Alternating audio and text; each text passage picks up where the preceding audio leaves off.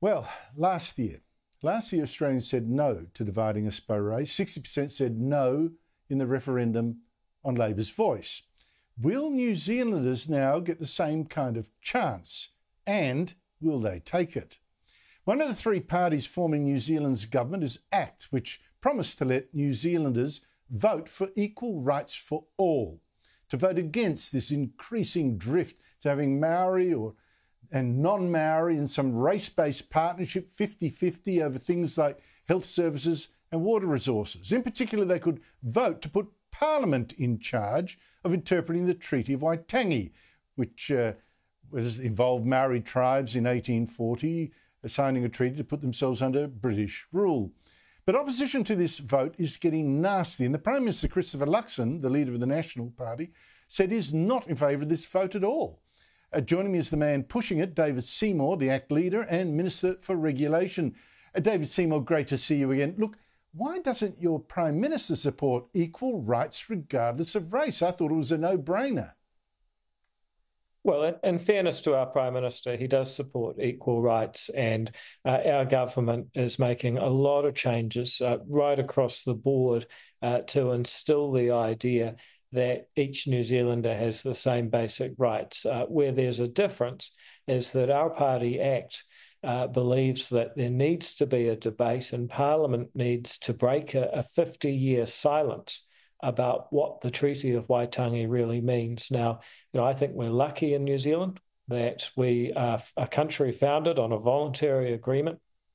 It's mercifully short, and it says the Crown has the right to govern, that we all have the right to our property and to self-determine and live the way we'd like, and that we all have equal rights, or in Māori, ngā tikanga katoa rite tahi. So we're pretty proud of that.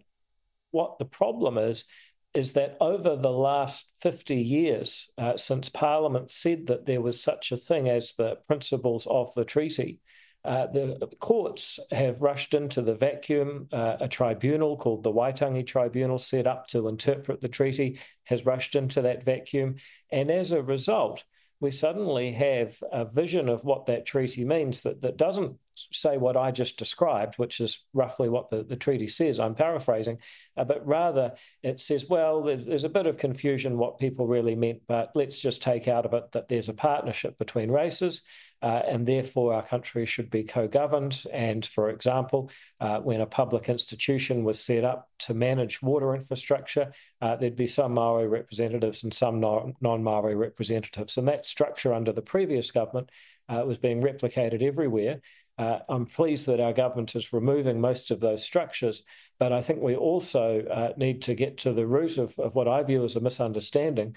Our treaty was supposed to bring us together, not create this so-called partnership between races, which is inherently divisive. It is certainly inherently divisive. Can you tell me what lesson you took from Australia's referendum last year on the voice? 60% saying no to dividing us by race, no to an Aboriginal-only advisory parliament in our constitution. Well, I think what I took from it is that most people have an innate sense of what is fair and what is right, and the idea that each person is alike in dignity and should have the same basic equal rights as a citizen. And actually, this is really natural. If you think back to playing games on the field at school, if one person says the rules don't apply to me, or I'm going to change the rules halfway through the game, people immediately say that's not fair. Everyone should have the same basic go. Everyone should have to follow the same rules. So this is something that is deep within us. And I think you saw that when the proposition was made that perhaps there should be a sort of separate side representation in your parliament, as I understand it.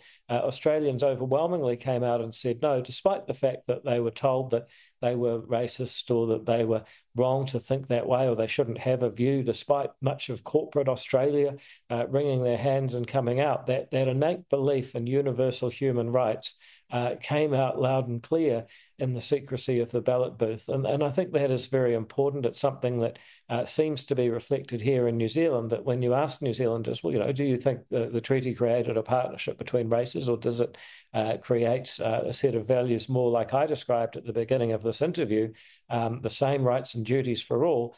People overwhelmingly come out in favour of universal human rights. Yes, it wasn't separate representation in Parliament, but to Parliament. And finally, just quickly, do you think New Zealanders will in the end get to vote on equal rights as you want, or is the weight of the government going to crush you? Well, in my view, it's inevitable. I was the person who was responsible for legalising euthanasia here in New Zealand. I know that's rolled through a lot of Australian states, but I didn't start it. Somebody else called Michael Laws introduced a bill in 1995.